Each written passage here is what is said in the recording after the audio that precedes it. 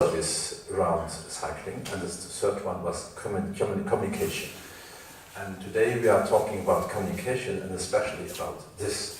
And I always say the car was the hype object of the 20th century, and this is the hype object of the 21st century, because everything that we are doing today is going over these small little objects, and more, and especially also gaming. And when you want to promote something, gamification today in our society plays a major role, it's clear, and that's why I'm in particular happy that you developed this application via gamification, really promoting the cycling culture again in Luxembourg. So I think it's really very good, it's complementary of what we are doing on the national level and also at the local level, especially in the city of Luxembourg.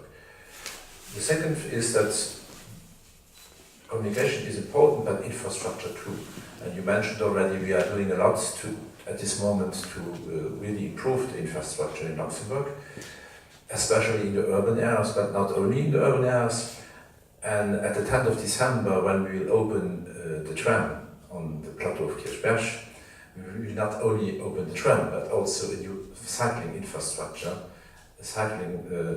infrastructure that really is a cycling infrastructure, not what we have today on Kirchberg, that cyclists are running on the boardwalk with the pedestrians.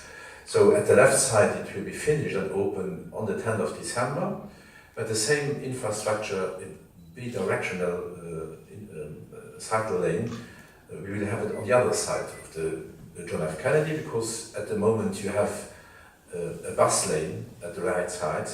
The bus lane will disappear because we don't need it anymore. No bus will run on the Boulevard John F. Kennedy after the 10th of December, because then the tram will be there and the buses will take the Boulevard Konrad Adenauer, and instead of installing them there, parking lots or whatever other things for the cars, we will use also this line to organize a bidirectional cycling on the right side. So, because the Boulevard Kennedy will be really the major boulevard with the major flow of cyclists that we have in the city, and then it will be also connected outside of the city in the direction of Senningerberg, Sandfall, and so on. And with the tram, all along across the city, we will also install cycling infrastructure, completely separated from the normal traffic. Some infrastructures are already there.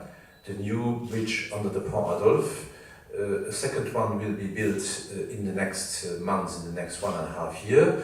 It's at the moment you have already a separated infrastructure on the Passerelle, the other bridge, but this lane we needed to bring the buses to the railway station, because when the tram will run on the Avenue de la Liberté, no more buses then will run on the Avenue de la Liberté, so the city bus will go on the other side, and then we will enlarge, the Passerelle, so that the actual pedestrian walk, the pedestrian way will be used will be there for the cyclists, even a little bit larger, and then the enlargement will be there for the pedestrians, so that we will also have bidirectional cycling infrastructure there.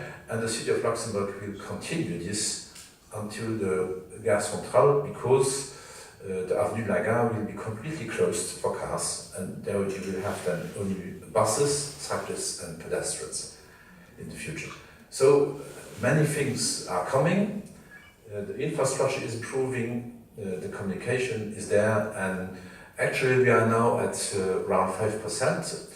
The city of Luxembourg gave me 1 month ago the last statistics about the evolution of the cyclists in Luxembourg City for 2017, and they think that until the end of the year, because they looked at the average that they had over the year and the 20 points that had been installed to really count cyclists, they will have an improvement only this year of 17%. So, and that's normal with the infrastructure that is coming, that is getting better and better, and with the communication and the services that you have around, it's clear that Luxembourg will have the same evolution. I was convinced from the beginning on that it will be so like all other cities in the world that has done something for cyclists. And when we will have at the end already, imagine 5% of cyclists, or 5% of the whole traffic today in the city are cyclists, compared to one. So that's thousands of people during the year using the bike instead of the car. So doing something for better fluidity of the traffic in general in the city. So it's the cheapest way to have a better traffic in the city. Thank you. I want to thank also naturally all the sponsors. It's really great to see how many sponsors that really participated in this for this app, and especially also that I want already now congratulate the main winner, the guy with the women who will win the nice racing bike at the end. Thank you.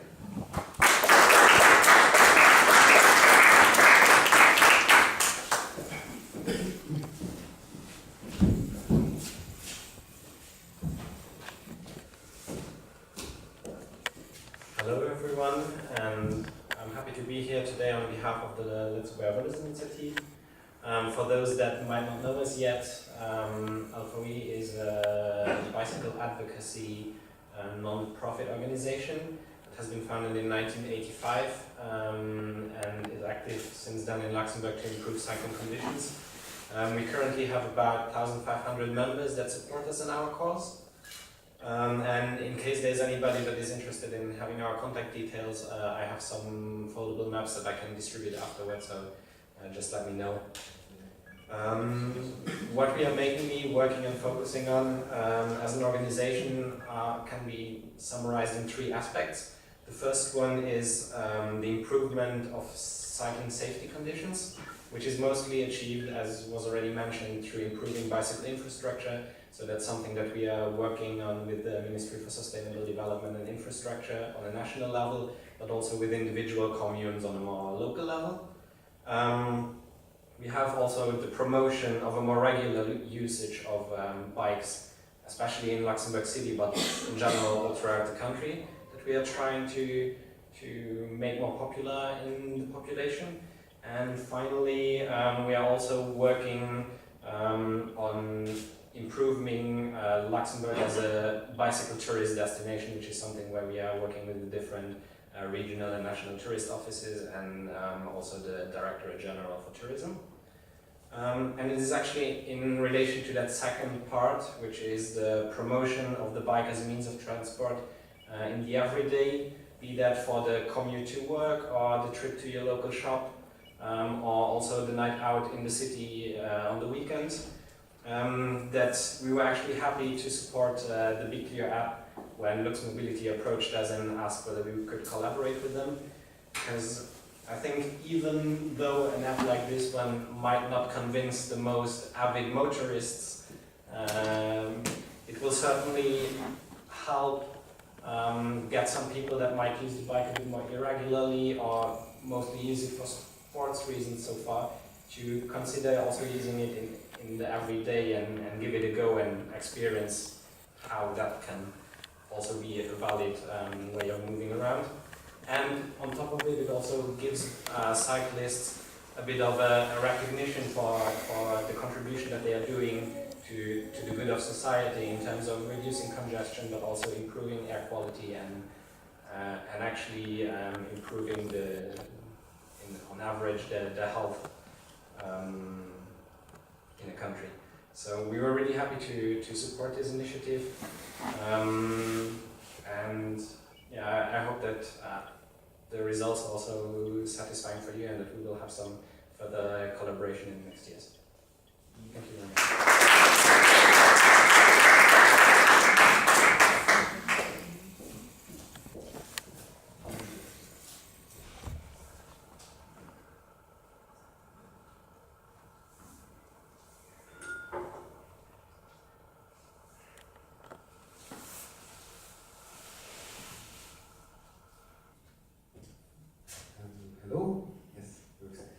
Hello, good afternoon. My name is Martin. I work for Luxembourg Mobility, and I'm very happy that you all came here this afternoon out to hear something about cycling in Luxembourg, and especially about the BPO company.